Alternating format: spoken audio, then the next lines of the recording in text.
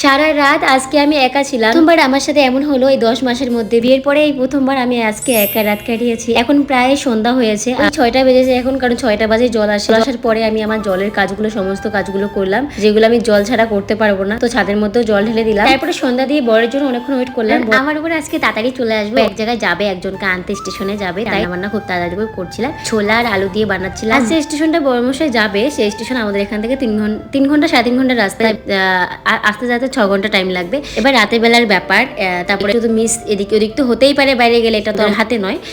এবং এতেও শেষ নয়, আমাকে মিথ্যা কথা বলে গেছে, বলছে তুমি মোবাইল দেখো, আমি 3 ঘন্টার মতো চলে আসবো, তুমি তখন মোবাইল দেখো। মানে ও 12টার বাসে গেছিল, পৌঁছাতে 2টা বেজে গেছে, আস্তে আস্তে সকাল 7টা বেজে গেছে। আমি আমার বরের সাহস দেখে ধন্য। মনে হয় আমার বরের জায়গায় অন্য কেউ থাকলে তো কখনোই যেত না। এটা ছেলেটা হচ্ছে কাজের নতুন কাজ করতে এসছে, তো ছেলেটা হচ্ছে বরের চেনা পরিচিত, তো তাই গেছিল আর আমাকে রেখে চলে গেছে।